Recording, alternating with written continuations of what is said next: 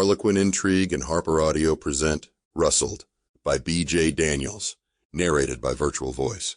Chapter 1. Dawson Chisholm reined in his horse to look back at the ranch buildings in the distance. This was his favorite view of the Chisholm Cattle Company. He'd always felt a sense of pride and respect for the ranching empire his father had built. Today, though, he felt the weight of responsibility on his shoulders for the ranch and feared for his father and the future. Someone wanted to destroy not only what Hoyt Chisholm had built, but Hoyt himself. "I'm going to ride up into the high country and check the cattle on Summer Range," he'd told his 5 brothers.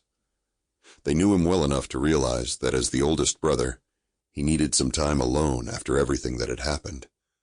They'd been at the main house sitting around the kitchen table this morning, avoiding the dining room since their father had been arrested for murder and their stepmother, Emma, had taken off to parts unknown.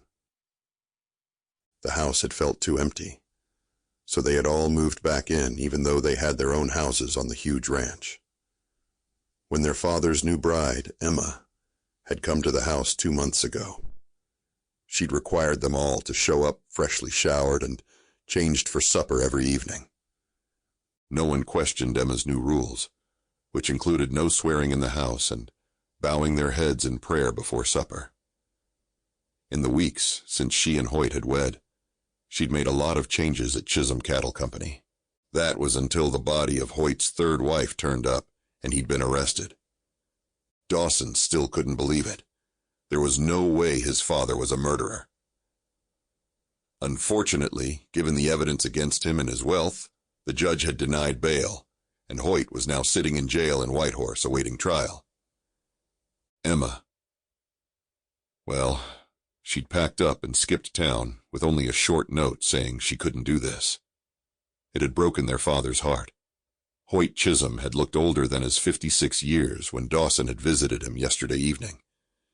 He'd taken the news about Emma even worse than Dawson had thought he would. Emma wouldn't just leave, his father had argued. Emma had been nothing like his father's other wives. Red-headed with a fiery temper, plump and annoyingly cheerful.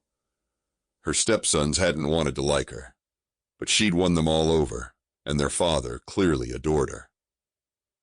She left a note, said she couldn't do this and packed up all her stuff and was gone when we got home, Dawson said, unable to hide his own anger, and not just at Emma.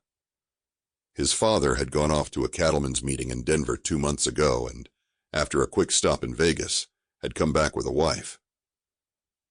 Why was his father surprised the woman would leave under the circumstances?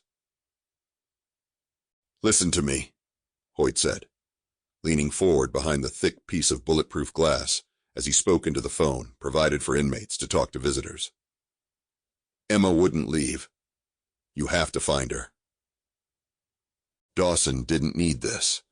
He and his brothers were having a hard enough time running the ranch without their father. He had a lot more important things to do than find his father's 4th wife. But, he had to admit grudgingly, he'd liked Emma, and maybe that was why he was so angry with her for bailing on their father. "Where would you suggest I look? Is there family I can call? Friends?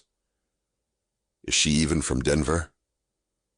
When his father didn't answer any of the questions, he said, "You really don't know anything about her, do you?" "I know she wouldn't leave me," Hoyt had snapped. Dawson sighed now, took one last look at the ranch, and spurred his horse into the thick, cool darkness of the pines. The ride up from the main house had taken most of the day. The big blue sky overhead was tinted pink to the west, where the sun had dipped behind the Bear Paw Mountains. He breathed in the sweet scent of pine. Since he was a boy, he'd always come to the high country when life got to be too much down on the prairie.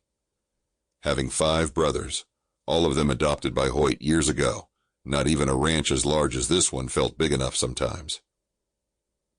"I need one of you to see if you can find Emma," he'd told his brothers before he'd ridden out. "Dad just doesn't want to believe that she deserted him," Marshall had said. "What's the point in finding her?